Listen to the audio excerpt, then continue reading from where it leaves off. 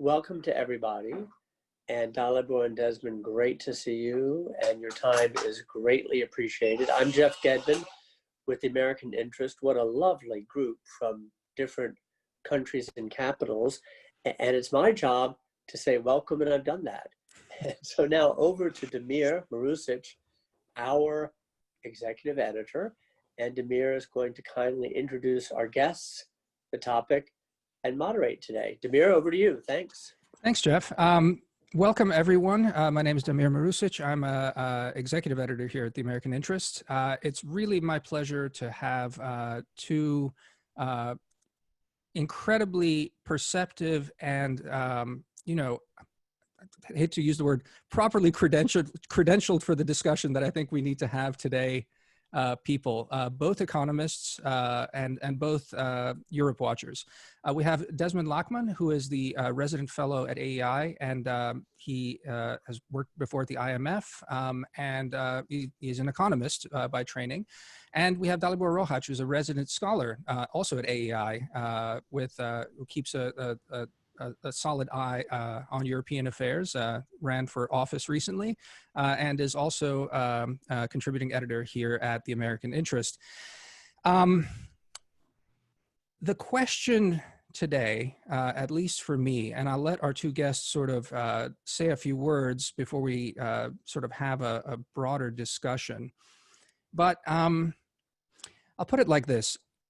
Watching what's been happening both in the United States and the European Union since the coronavirus crisis. On the one hand, the real economy is in a lot of trouble.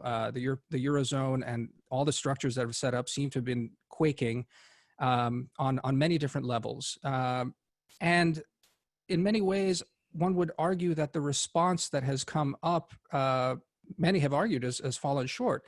And yet, it feels like a very different sort of mood right now than perhaps after the financial crisis in 2008. So I think there's a lot to talk about, and our guests can help us unpack what exactly is going on in Europe right now. Just a couple of things to throw out there, and gentlemen, please address this as you wish, and we'll go back and forth before opening it up to everyone else.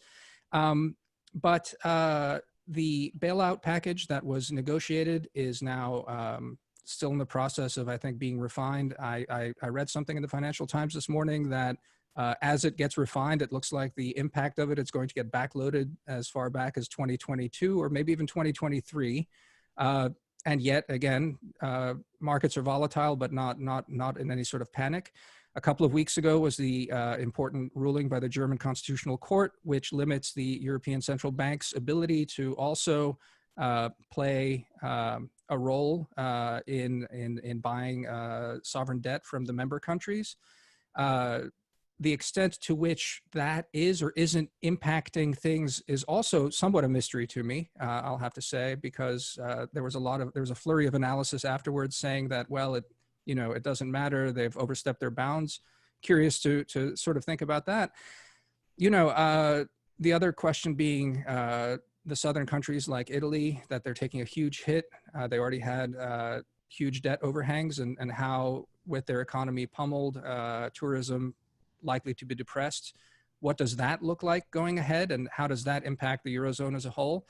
And then finally, let's not neglect thinking about the looming Brexit and the fact that our British friends are playing a hard game about negotiations and the possibility of a hard Brexit and how that might impact.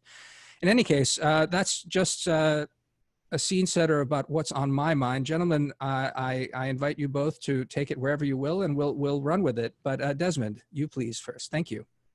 Well, firstly, thank you very much for inviting me, and thank you for raising all of those questions. You're raising very legitimate questions. My view would be that there is a huge amount to worry about, that we're at a relatively early stage in this crisis. This has just begun, beginning of this year, that you had these economies locked down, and there are going to be enormous consequences from this. So it's far too early to judge, whether one's out of the woods or whether the financial markets are correct. The other point I'd make is I've worked in the financial markets. I worked as an economist for 7 years in Wall Street, and markets very often become totally detached from what's really going on. They've got a life of their own that, what you're seeing fundamentally could be really very bad, but you can get market rallies. So in this particular case, what we saw at the beginning of the year is we saw an enormous decline in equity markets globally. Global markets basically seized up. We saw the quickest 30% decline in global equity markets on record. And then you got this enormous policy response. Now, part of the policy response that you got was huge injections of liquidity. So, just to give you a notion, the Federal Reserve in the United States, it took them a while. It took them something like 2 or 3 years to get their balance sheet up by $3 trillion in 2008. They managed to get their balance sheet up by $2 trillion in a matter of weeks. So there's this huge flood of liquidity, and the ECB, done something similar, now with another $600 billion that they're euros that they're putting into the system. So markets really tend to run with that, and they turn a blind eye to the fundamentals. But the fundamentals are pretty dire, to say the least. So, if I would just, in a nutshell, tell you where I view Europe, is that Europe went into this crisis not in the greatest of shape. So, for instance, like last year, the economy was already slowing. That had a lot to do with the United States-China trade war, that as China slowed, it pulled Germany down. So Europe, a lot of it looked like it was on the cusp of a recession already. So that wasn't good. Europe already also had a huge amount of debt, public debt in Italy, for instance, like 135% of GDP. So they didn't use the years from 2010 to 2020 to bring down the debt. So they were exposed from a debt point of view. And the other thing was that their banks weren't in great shape, so that they made some reforms to the banks, but it wasn't enough to really put them on strong footing. Now what occurs with this coronavirus is the economies get hit, not just Europe, but globally, economies get hit by a shock that we've never seen before. It's what economists would call a supply side shock that throws them into the deepest of recessions. So what you're seeing is that, to its credit, the ECB's being realistic, that what they're now saying is that the European economy is going to decline this year by something like 8.75%. So that is, just to put it into perspective, what we saw in 2008 might have been something like a 3% decline. Now we're talking about a 9% decline. And they're saying that that is their baseline case, but they're warning that if you get a second wave, and this is really what we're seeing right now, is we're seeing a second wave occurring, globally, that it looks like we're on our way to second wave, that countries have loosened up perhaps too quickly for whatever reason. A second wave's on its way. So the ECB is saying that in that kind of scenario for Europe overall, the economy can decline by 12%. So this is massive. So if you're going into that kind of decline, and you've got economies like the Italian economy or the Spanish economy that are more vulnerable than the other economies. So once again, the ECB is acknowledging that, while overall Europe, their baseline case is that the economy might decline by 8.5%, 9%.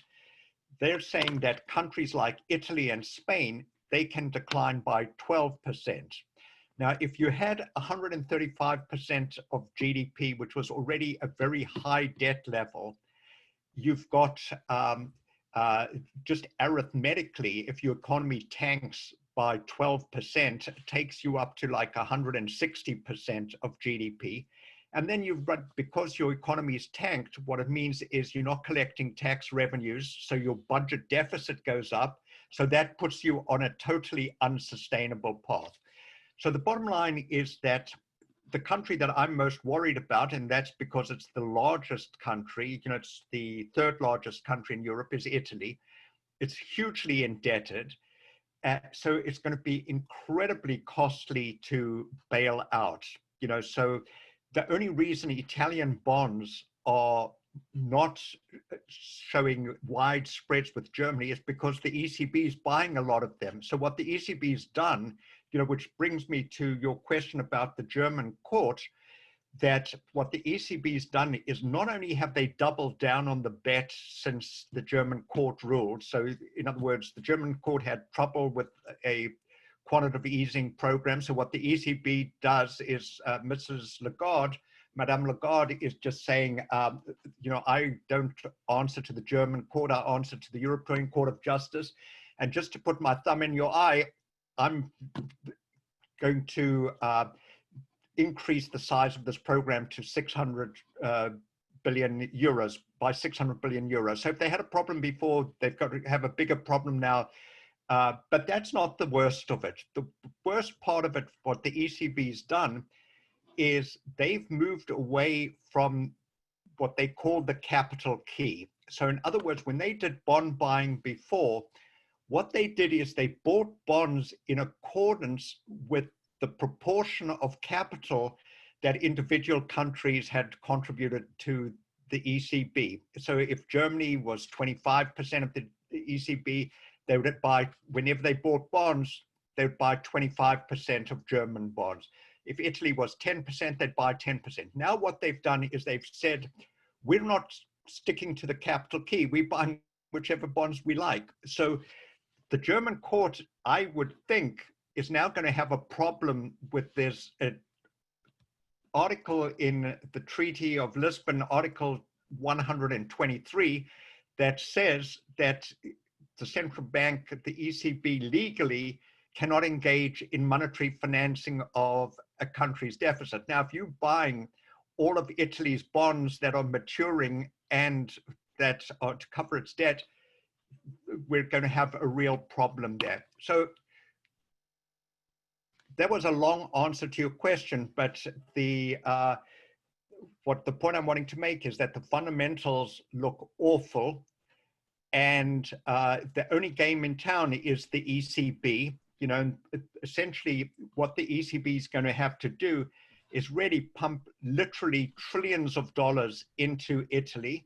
And the question is going to be is, will the Germans allow the ECB to, in effect, get a fiscal union in through the back door, that without the approval of the Bundestag or anything of that sort, in violation of the spirit of the treaty? This is the Germans' worst nightmare. So I don't know how it'll play out, but I'm pretty sure that we're going to have a crisis, and it'll be a matter of politically seeing how this plays out. I'll just add one other point and then turn it over to Dalibor, which is of relevance, is in 2012, when Italy was bailed out before by the ECB, what the ECB did at that time is they made their money conditional on Italy reforming its economy. So essentially what the ECB did, which was fairly outrageous, is they told Italy, you want our money, you get rid of Berlusconi and put in Mario Monti as the technocratic government, and Mario Monti needs to do what we tell him to do, which is basically reform the economy in the way we think you should do it. I don't know that this can be done this time around, that the Italians are a little bit tired of having the economy showing zero growth for 20 years and being dictated to by the ECB. So we've got this problem, is that in order to hold the thing together, the ECB's got to provide them with trillions of dollars, which is basically the Germans' money, and they've got to do it without any conditions on the Italians that the Italians are going to change their ways. So, you know, you've got a real problem. But as I say, you know, sometimes you get lucky, you know, you muddle your way through, but this is going to be a problem that's going to be with us, you know, not just in 2020, but it's going to be with us in 2021. We're going to just have, you know, the Germans are going to get, at some point, the Germans are, I understand that there's a German saying that says that an end with horror is better than a horror without an end, you know, so, you know, we might get to that point where the Germans decide, you know, this is enough. But you've basically, I think what the coronavirus has done is it's really made a situation that was borderline unsustainable, totally unsustainable. You know, and it's difficult to see how you get the Italian situation back without restructuring the Italian debt, and that's really problematic. Thank you, Desmond. Dalibor, are you as pessimistic? And before you jump in, I just want to let everyone know, I didn't mention at the beginning, please raise your hands on the Zoom stuff, and we will be taking questions. But Dalibor, please react to some of this. Is it this bad? Well, Damir, thank you. And it's great to be with all of you. See many familiar faces on the Zoom call. So I would like to start by saying that this must be a really exciting time for academic economists. So I haven't really played this game in a while, but what we are seeing, I think, with this novel coronavirus is, in a way, a return of economic history, right? Like in the past, I mean, like pre-industrial revolution, most economic crises were not caused by bad monetary policy or failure of financial institutions, that were caused by the plague or crop failure or you know, the little ice age of the 17th century. And with this coronavirus, we are seeing something similar, right? Like we are seeing, you know, first of all, there is the death toll and the sort of cost associated with that, but also sort of withdrawal of people from economic activity. And I think that sort of plays in sort of new and interesting ways. And we haven't, you know, we haven't had a sort of, you know, natural experiment of this sort in quite a while. So I think it's going to be like a whole generation of economists, I think, will like grow up studying this and sort of teasing the conclusion. So there are at least two ways in which this crisis is very different from 2008.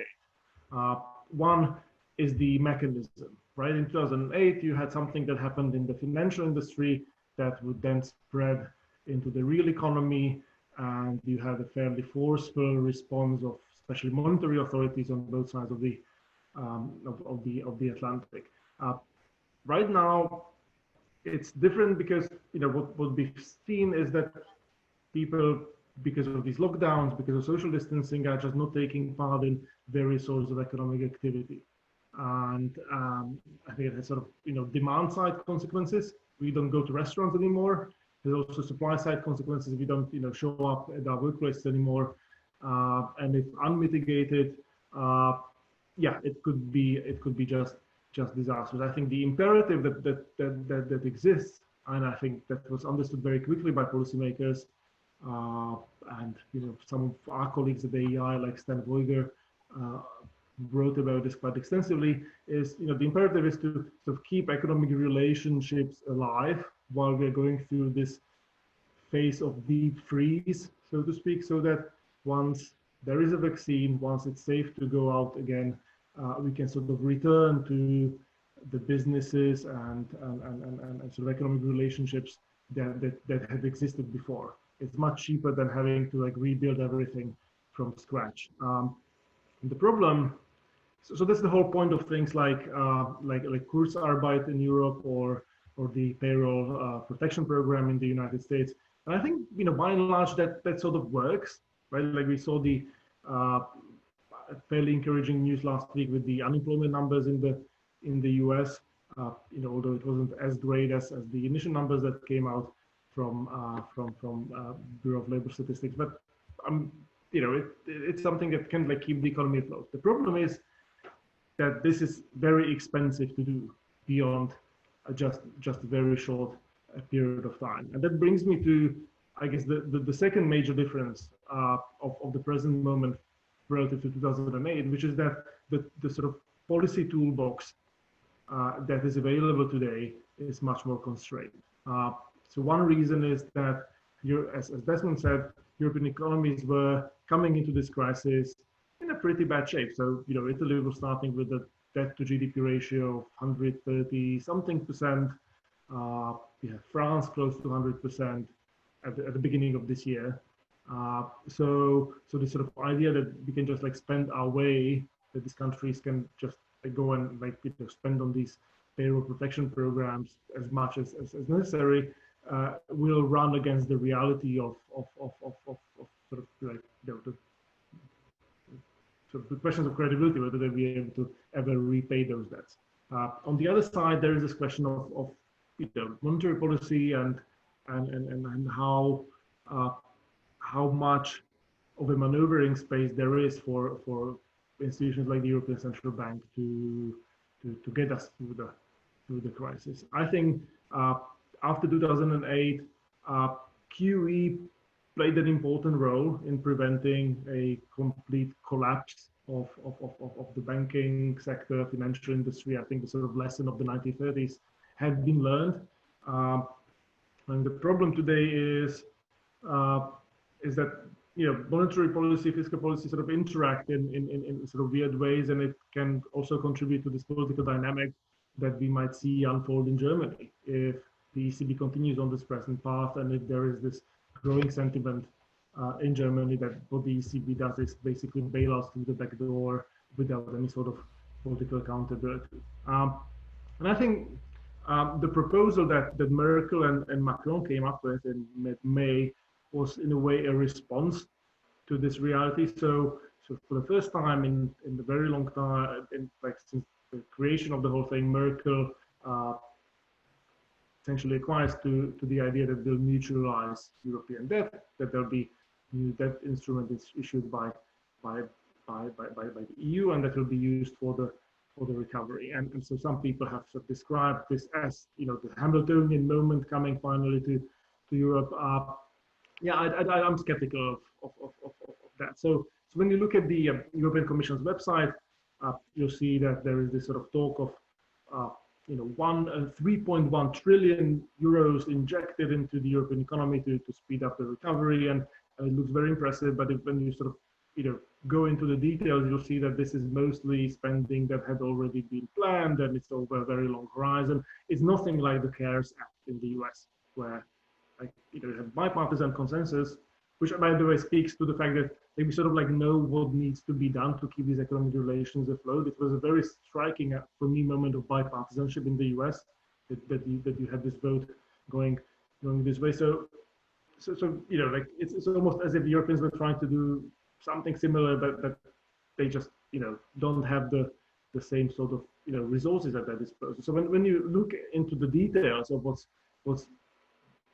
is on the table, you have this program called New Generation EU, which is a recovery instrument of 750 billion euros, which is actually added on top of the pre-existing European budget.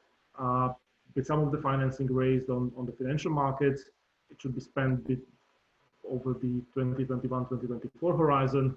And so that includes 250 billion euros in loans. But loans are sort of irrelevant in this situation, or they don't help. Because in this sort of financial environment, there is no shortage of cheap loans that Italy or France or Spain can take on. The problem is if they take on additional loans that will, call into question their ability to repay those loans. So they don't need, that's why these old mechanisms, the European stability thing that was created after 2008, it's not going to help. So they don't need loans. What they need is really, grants. And so yes, there is 500 billion euros worth of grants in that package. Actually, some of those will go towards loans. So it's not quite as impressive as they make it sound. So you are, getting closer to around 300 billion euros in actual grants that the EU will sort of finance through the issuance of sort of bonds. And so that is nowhere near what the Americans have done. the CARES Act. And it's definitely not a Hamiltonian moment. A lot of these things also, like, everybody's trying to use the crisis as an opportunity to push their favorite agenda, whether it's climate change or structural funds, etc. So it won't necessarily flow to countries that need the money the most. It might flow to, a lot of it will flow actually to Central and Eastern Europe, which like in Slovakia and Poland and elsewhere, we've sort of weathered the crisis fairly well. And it's sort of nice to get more money on top of what these countries already are getting, but I'm not sure how that really advances the sort of deeper cause of getting the EU through the crisis. So in Germany, the what is it called? The Leibniz Center for European Economic Research in Mannheim, they did some number crunching on how these funds might actually end up sort of flowing to different countries. What they found is, first of all, the sort of macroeconomic impact is not going to be huge. So we are really talking about 1.4% of Italy's GDP that's going to be sort of boosted through this mechanism, of 2.2% of Greece's GDP, and most of it will go to the sort of Mediterranean periphery, so to speak. You have the usual suspects paying for the whole thing: the Germans, the Austrians, the Swedes in particular. So there is a lot of opposition in places like Austria, the Netherlands, Denmark, Sweden. So I think that we'll see a lot of sort of bargaining going forward in the coming months. There was a Frankfurter Allgemeine Zeitung story a few days ago about how Germans are not terribly happy about it either. When I sort of look at Central European, Eastern European politics, in particular the Czechs and the Hungarians, they are not in the eurozone. They're sort of hedging their bets. If there is money in it for them, they might be okay with it. But the sort of idea that there is this sort of abundance of solidarity, especially non-eurozone countries, I don't think that really holds water. The expectation of financial markets is that this will get through in some form. Yes, countries, governments are committed to the euro, but this really strikes me as just doing the bare minimum necessary to keep the thing afloat, and it's very fragile because we really don't know how bad this thing gets. Right. The Commission anticipates that there'll be a contraction of 7.2% this year. It could be more. It can go on for years. So Dalibor, can we just focus on this a little bit, because I want to push this, because I think you're both getting at this one thing. And Desmond was saying about the expectations of markets. To me, that still is the striking thing, is that I take your point, Desmond, right? That markets oftentimes get unmoored from the realities of these sorts of things. But Dalibor is also, making the point here that in fact markets are making a bet that this will work out, and that this muddling through, which again, has been the European MO for the longest time, has basically they're betting it'll work out again. Dalibor's comparisons between the U.S. and Europe, the fact that this bailout plan is not the Hamiltonian moment. Desmond, can you say a couple of things just to that, and then Dalibor will get you respond. And I have a couple of questions from the crowd. Guys, please raise your hands, and we'll get to that in a sec. Desmond? I just say, don't read too much in what the market is pricing. Don't read too much in that is really how they think this whole situation is going to play out. Many of them, what they're doing is it's a short-term trade, and essentially what they're trading on is they're trading on the wall of money that is coming from the European Central Bank. So you really don't want to bet against the European Central Bank when the European Central Bank is printing this amount of money and buying a specific country's bonds. So, if you look, for instance, the only reason, at least in my view, the only reason that Italian bond spreads narrowed in April and May is that the ECB bought $50 billion euros worth of Italian bonds. So you don't really bet against that. It's a question to see how much staying power the European Central Bank has, and how much staying power the Germans have, and what happens with the Constitutional Court. So this can change very quickly. It doesn't get away from the basic problem that, I've been indicating, is that Italy's public finances are totally unsustainable. The private sector is not going to do this. Really what you're needing to do is you're needing the ECB to buy ever increasing amount of bonds. And the question for me is, at what stage do the Germans say that this is too much? This isn't what we really signed up for. And there's got to be a better way. So, as I say, that you really can get a lot of change. It's one thing would be the question of what happens in August, with the standoff between the ECB and the German court. And the other thing is Italian politics, that what happens, Salvini looks like he's mobilizing people, he's mobilizing an orange jacket movement now. He wants to bring the government down. The Italians don't have an appetite for belt tightening, so you could get a problem on that side. Dalibor, sorry, I just wanted to, yeah, please, go ahead. One thing that strikes me as really interesting in this whole situation is the sort of politics of it, where, if you want a sort of Hamiltonian moment, you have to have leaders sort of, pushing for it and making arguments for it, and sort of acting creatively. I think a number of months ago, we discussed this book by Luc van Middelaar, who worked for Herman van Rompuy, about sort of art of improvisation in European politics. And it strikes me that this is not necessarily completely absent, but that art has atrophied to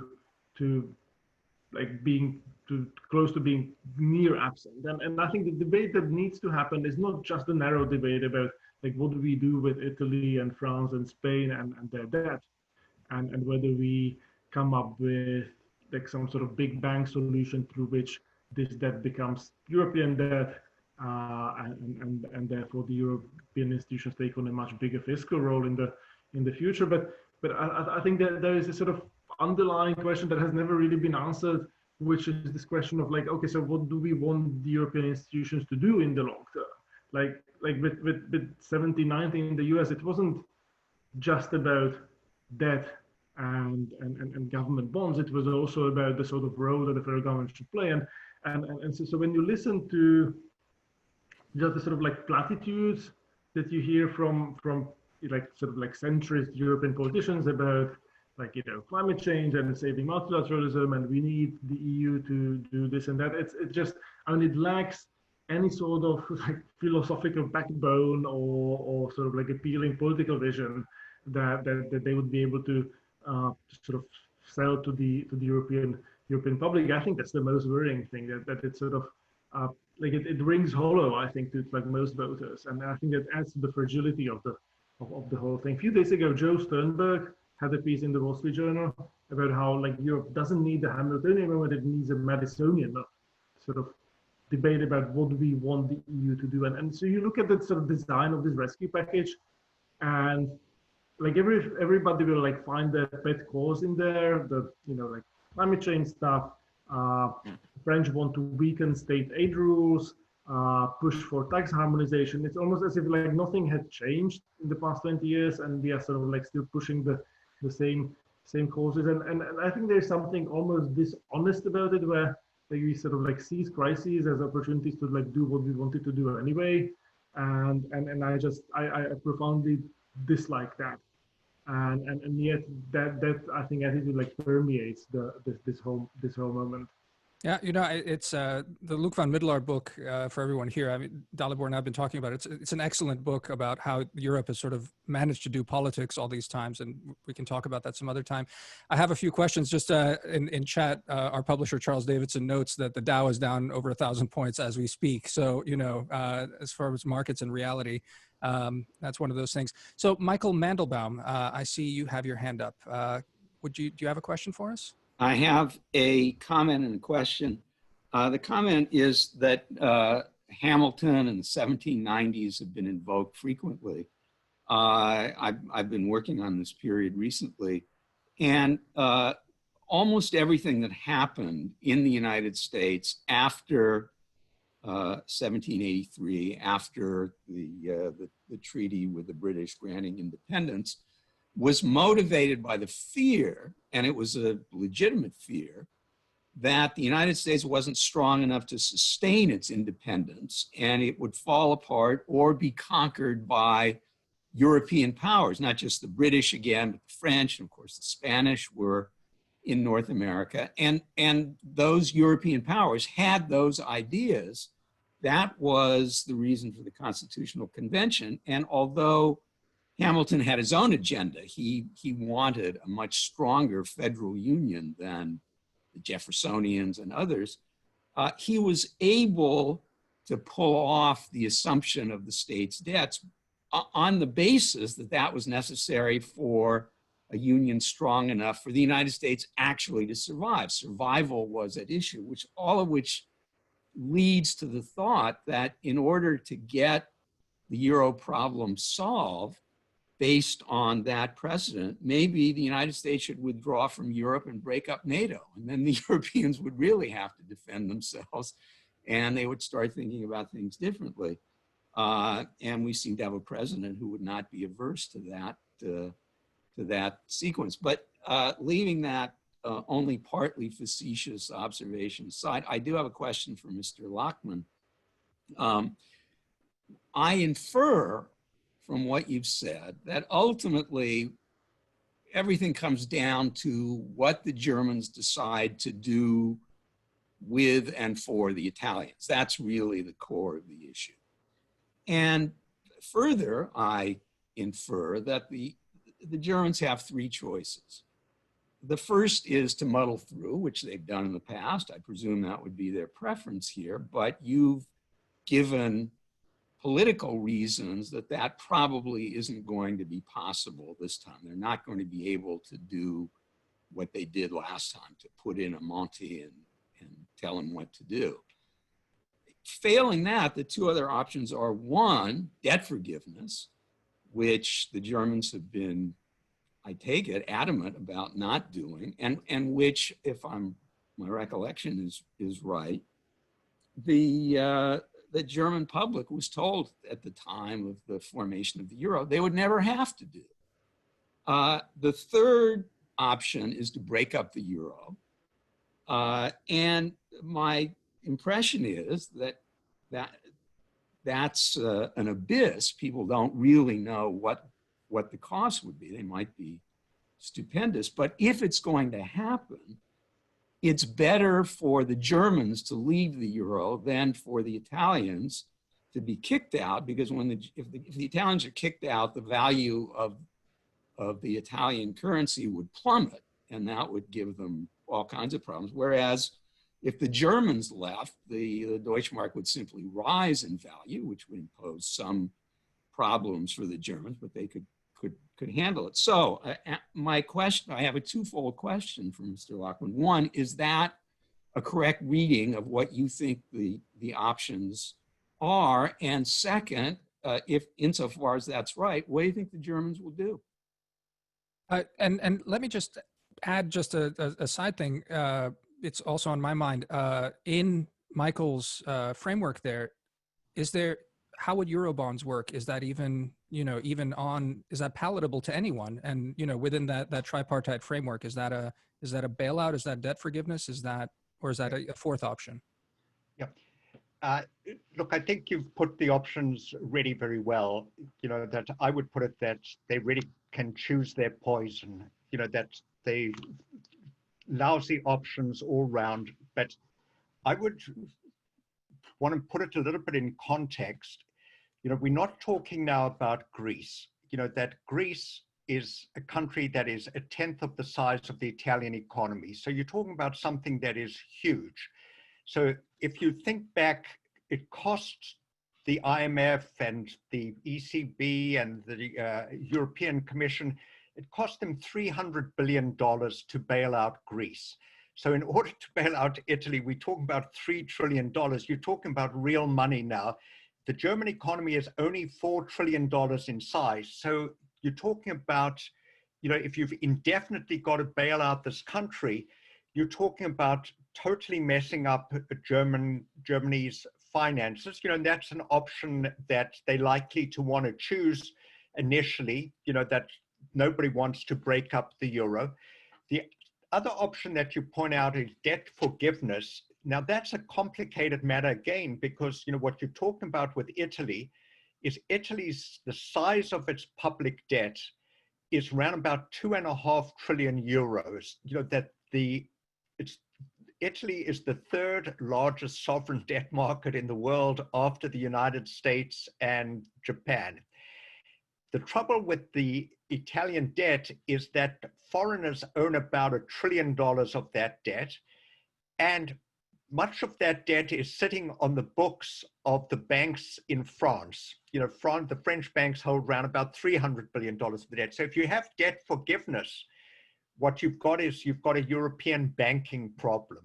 So that's not really the easiest option. And, getting out of the euro, breaking up a currency union is going to be, very, very messy. So, I don't see that they've got good options, but, this is really where they are, is that the Italian economy is really in the dumps, that it's, their public finances are totally shot, and they can't really fix them. It's not that easy. That's the other problem that you've got, is that in a fixed exchange rate system, if Italians engaged in budget tightening, they just make the situation worse. So, you can't get out that way. My guess is that they're just going to try keep kicking the can down the road, and that things will change, and the politics, I really don't know how the politics will break, but it's not going to be good.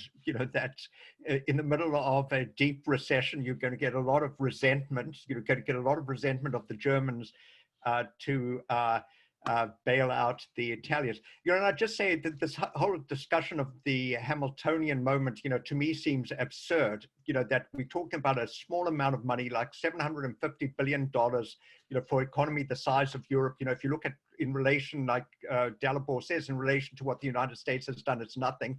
But then if you look at this money, they're now nickel and diming as to how much should be grants, how much should be loans. They also putting this, that this isn't going to be all up front. Some is going to be in 2021, some in 2022, some in 2023. If this is the best that they can come up with in a desperate situation, to me at least, it raises questions as to, does Germany have the political will to do this? And I think that the convenient way that you do it is you do it through the ECB, so it doesn't have to go. Hopefully you can avoid the Bundestag.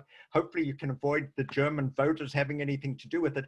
But I don't think that that's a long-term solution. It can get you so far. I've got a question from Lilia Shevtsova, but she has a lot of construction going on, she says, in hers, so I can try and channel it. Desmond, partly what you're saying is, and Dalibor, please do chime in. It's the Greeks and the Italians. It's always been the question: can you make Germans out of Greeks and Italians? But the flip side of the question is, in a way, can you make sort of Europeans out of Germans, if that makes any sense? Because at the same time, Germans are have a very, I think, set vision of what this all needs to be, and there needs to be some loosening there for this contraption to maybe work. So, Lilia's question was basically, is there a way that one can imagine a political compromise that is bigger than what Merkel and Macron have done politically, on the political thing? I mean, Dalibor, you were starting to talk about it, saying that there's an atrophy in the political muscle in Europe these days. But can you speak to the possibilities that even, can you speculate on that a little bit? I mean, in terms of like possible constitutional design for Europe, in terms of what we should want European institutions to do, and how we sort of fund those activities, and how we maybe repatriate some of the powers that the EU has at the moment, which are not really sort of conducive to anything useful. I think, like, there's a lot to be said for that, like, getting rid of this sort of system of overlapping complicated treaties and replacing it with something like a simple European constitution. And yes, that would have a fiscal element where you would have the power to tax and power to sort of issue that Brussels would have. But I'm just like not clear how like we get there politically speaking. And when you sort of think about these possible scenarios, it strikes me that it's more likely that we'll try to muddle through and maybe that will work like in the previous crisis, but maybe we'll end up with countries peeling off. Maybe we'll end up with the EU becoming a sort of looser structure in which not everybody participates in all aspects of the integration project. That's already to some extent the reality, right? Domenico Maggione, this Italian political scientist, has written a lot about how there has always been this mismatch between the EU's ambitions and its actual toolbox, and that has always created these cycles of overreach and under delivery. And maybe we should just like resign ourselves to a situation in which like we don't see the EU as this one thing, but see these different layers that exist there. There is the single market. You have non-EU countries participating in the single market. You have the Schengen agreement. You have some countries not participating in the Schengen thing. You have Ireland outside. You have non-EU countries participating in Schengen and so forth. The same with Euro. Like nobody's going to force the Poles or the Swedes into the eurozone, right? Although they're committed to joining. So maybe once you sort of like disentangle these different attributes of the European project, you maybe can like get away from the sort of like catastrophic thinking that like the failure of one thing is the failure of the whole. But I'm not sure how that works politically. And so this idea that you would have a country leaving the eurozone, whether it's Germany or whether it's a country on the periphery, like we have no idea what the sort of economic dynamics of that would look like, right? Like that could be really catastrophic. It could also possibly, like there were currency unions in the past that sort of broke up without like massive macroeconomic effects. But it's a gamble that nobody's quite willing to take, and so yeah, there's a lot of uncertainty about all this, and not a whole lot of leadership and sort of creative thinking, and yeah, things are not getting any better as we speak. Desmond, any thoughts? I mean, it's interesting that Dalibor is basically just talking about the breakup of the euros as a potentially inescapable thing. I mean, I don't know if that's a fair characterization, but I mean, wouldn't say it's inescapable, but not catastrophic. I mean, in a sense, it was one of those things that we talk about these things as really just the edge case of, and then how do we mitigate these disasters? But I feel like would it be fair to say that the discussion is shifting? I would say that the breakup of the euro is, at least in my mind, it's inevitable, because it was really a very bad idea from the start. And I'll explain the reason why. I think it's just a question of timing. If it's not now, it'll be next time. But I think that the chances that it's now is because the system's being stressed in such an unusual way. But where the idea was a bad idea is to lock two countries that are so dissimilar into a currency union. So locking Italy together with Germany into a shared currency just is a setup for real problems. We've seen those problems over the last 20 years. So the fact that Italy continues to lose competitiveness to Germany, Germany becomes ever more competitive, exports more, means that the German economy over the last 10 years or so, since the crisis, it's grown by 15–20%. The Italian economy has stagnated. So what you're getting is resentment in the country that is lagging behind. I think that unless you really reformed Italy, unless you allowed the Germans to impose conditions on Italy, you've got to have the same kind of labor reforms we've done. You've got to have the same kind of budget discipline we've got. You're not going to get very far. And there's a lot of water under the bridge. So, I think that I come back to the fundamental problem is that what we're asking is we're effectively asking the Germans to, pump in trillions of dollars of money into Italy in exchange for no reform. So that is not a deal that works. You'd have to really get Italy politically prepared to reform itself, to do what perhaps Ireland did. At least as an outsider, it just runs against the course of the last 20 years. You haven't seen it the last 20 years. Why are you going to see it now? Because that is the other aspect of these kind of crises, is that what they do, I'm just talking as an economist, but you can't help noticing that globally, after the 2008-2009 recession, you had enormous political change that makes economic reform all the more difficult. So I'm thinking about you getting Italian politics fragmenting, you're getting politics all across Europe fragmenting. Why aren't we going to get it this time around too? This is a bigger shock to the system. So, in that sense, it's difficult for me to see how do you get a compromise. The Germans put in the money, the Italians do the reform. I think that you're going to have problems at both ends. You're going to get the Germans becoming increasingly reluctant to put up the money, and the Italians increasingly reluctant to do the reform. So I don't see, kind of from a long-term point of view, I don't see how this ends happily. So if I may just... Go ahead, Dalibor, go ahead. Very, very briefly, this sort of observation that the euro was not created as a so-called optimum currency area, that it bunched together a number of very different countries and therefore created these sort of sources of sort of macroeconomic troubles ahead. That's something that people at the time noticed and rightly criticized Europeans for. But to some extent, that's true of all currency unions.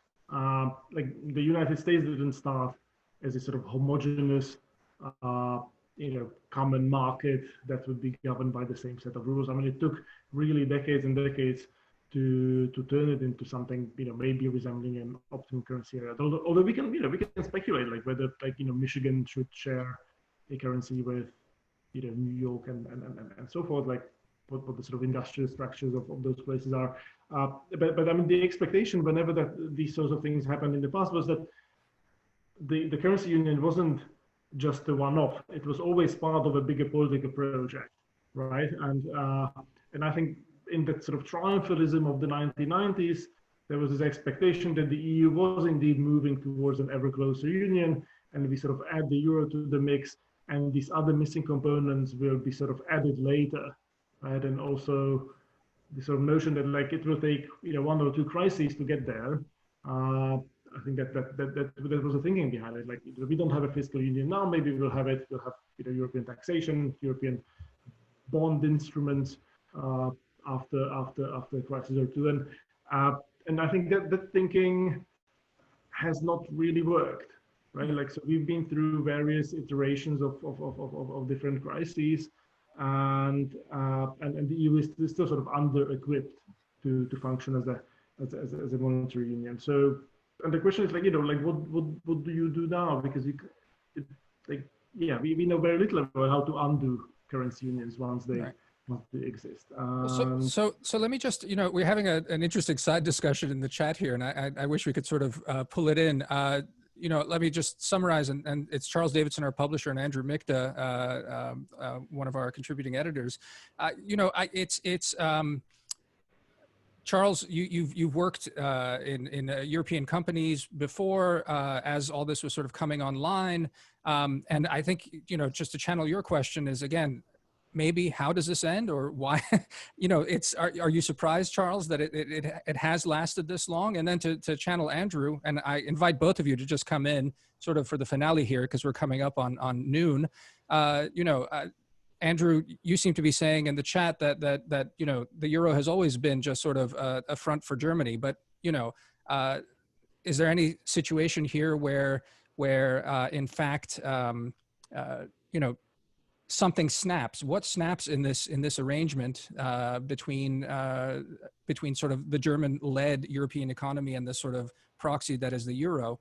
I don't know, Charles, Andrew, Charles, do you have anything to say, or do you want to pass for now?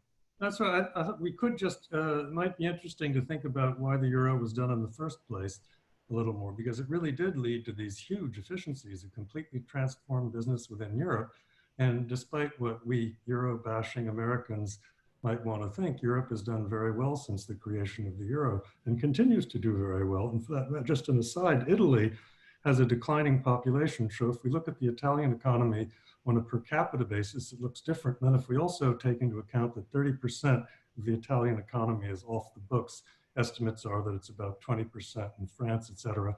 We're really, as economists, looking at junk numbers, because it doesn't include the off the books economies, which the size of which can be fairly readily estimated.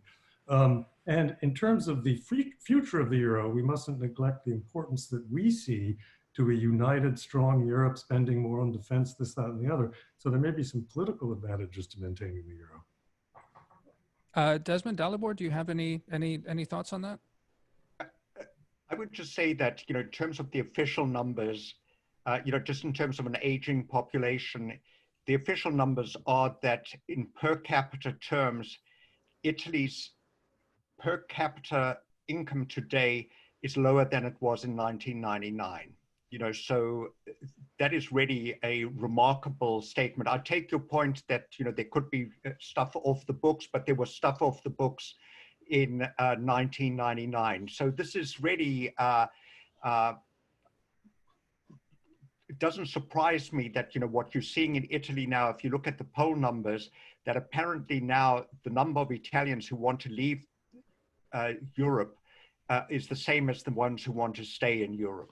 So the mood in Italy is changing. There's a certain amount of anger towards Europe. I would just mention one thing, which perhaps isn't directly related to the point, but I think that you should keep it on your radar screen. And it's the following: is the United States now is engaging again in a trade war with China. But what the United States has also done is it singled out Germany as using the euro to get a very cheap currency. So this could be another point of tension in United States-European trade relations, that the United States is extremely upset with the Germans for running a current account surplus that is 8% of GDP. This is, in relation to GDP, this is like 3 times the size of the Chinese current account surplus. So, this is something to keep on the radar screen, that if you get euro weakness going forward, which is what I expect, if European economy is weak and the ECB is printing a lot more money to prop it up, you'll get weakening of the euro, and you'll get also a increase in the German current account surplus. That is going to create a lot of tension between the United States and Europe, on the trade front. If I just may, on this narrow question of the sort of economic gains created by the introduction of the euro, my understanding is that the sort of effect in terms of trade creation that it led to by essentially eliminating exchange rate risks, like those gains were pretty modest, right? Like the thing is that this was happening at the same time as you had really the introduction of the single market in various sectors, the European Commission playing a much stronger role in sort of cracking down on various sources of inefficiencies in European economies. But having a single currency, I don't think that buys you all that much in terms of economic gains. I mean, the European project as a whole, I think, has been dramatically beneficial to European economies and the efficiency. Like the Italian economy would be in a much worse shape if it weren't for, the European Commission telling them what to do and what not to do since the late 1980s. But I'm not so sure about the role of the single currency. Gentlemen, we are exactly at noon right now. So I'd leave it to you. Maybe any closing remarks or any thoughts going forward? You know, if I could just prompt you for final remarks, any thoughts on what else can hit? I mean, I mentioned early on, you know, Brexit negotiations. What other hits to the sort of, of course, that's opening a whole can of worms. We don't need to go there, but just sort of sketch out what else should we be looking forward to. Desmond, I think the point on China was well taken. Anything else on your gentlemen's minds on this? I guess, you know, what's on my mind is that that Europe is only part of the global economy, and that we've got real problems outside of Europe and the United States. You know, that I look at the emerging market economies, you know, that they look like you're going to just get a wave of defaults on the emerging market side. So what I'm saying is that Europe's problems are difficult enough in a healthy global environment. But what we're going to have is we're going to have a global environment that is very challenging, you know, for all countries, you know, so that is something else, you know, to be concerned of. You know, I'm thinking of places like Brazil and Turkey and South Africa. You know, all of these places are relatively large economies that are going to likely default.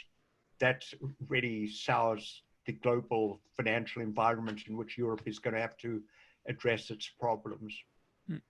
I was struck by what Michael Mandelbaum said earlier about how 1790 was really driven by fear and by sort of existential concerns in America. And what is odd about the present moment is that in spite of this crisis that the European economy is going through and all the stress that it puts on European institutions, like we don't seem to be quite in that moment, right? Like there's very little willingness to do like anything above the bare minimum required to keep the thing afloat. And maybe that signals that, like, you know, things might well get worse before they get better, both economically and geopolitically. We haven't touched on this at all, but the sort of European triangulation on China, the sort of notion that we can be